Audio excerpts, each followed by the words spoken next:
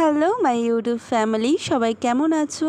তো দেখো, আমি এখানে মাটির একটা থালা বানিয়েছি। থালাটা অবশ্য ফেটে গেছে, এ দেখো এদিক দিয়ে ওদিক দিয়ে ফেটে গেছে। তার মধ্যে ডিজাইন করা আছে, জানি সেটা একদমই বোঝা যাচ্ছে না, ভালো হয়নি, তাও চেষ্টা করেছি। কলা আর একটা হচ্ছে ত্রিভুজ শেপ বানিয়ে একটা তরমুজের কাটা পিস বানিয়েছি। আর ওই গোলটা জানি না কি হয়েছে, তা আমার ছেলে বলেছে মা এটা হচ্ছে ন্যাশপাতি বলো, আর ওর বাবা বলেছে না কোষ্ঠ পেয়ারা, মানে একদম কোষ্ঠ পেয়ারা বলো। তো যাই হোক, এটা বানিয়েছি কারণ স্কুলের প্রজেক্ট রয়েছে। তো ভালোভাবে শুকিয়ে গেছিলো। তারপর আমি এটাকে কালার পেইন্ট করতে বসে পড়েছি। জানি না কেমন কি হবে, অনেক দিন এসব কিছু করি না, বেশ মাঝে মাঝে এরকম হাতের কাজ যখন দেয় তখনই এগুলো আমাকে করতে হয়। তো দেখো এই যে কালারগুলো করে ফেলেছি, জানি না কেমন কি হয়েছে। একটা প্লাস্টিকের উপর দিয়ে সারা রাত এটাকে শুকোতে দিয়ে দিয়েছি।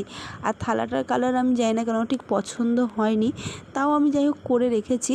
তো এটা সারা রাত আমি শুকোতে ওই জন্য দিয়ে দিয়েছিলাম। সারা রাত ভালোভাবে শুকিয়ে গিয়ে আমি সকালবেলা দেখছি সুন্দর করে শুকিয়ে গেছে। কিন্তু এটা যে এইভাবে দেবো, এ তো আমার ছেলে থেকে নাড়িয়ে চাড়িয়ে একসাকার করবে। তাই জন্য এটাকে ভাবলাম হচ্ছে ডাবল টেপ দিয়ে আটকে দিই। তারপর ডাবল টেপ খুঁজে খুঁজে আমি ডাবল টেপ পাইনি, তাই জন্য পেয়েছিলাম হচ্ছে ফেভিকুইক।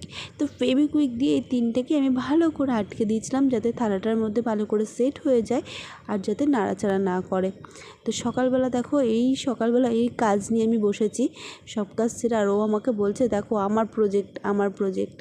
তো যাই হোক, দেখো এখানে আমি ফেভিকুইক দিয়ে ভালো করে এগুলোকে আটকে দিয়েছিলাম।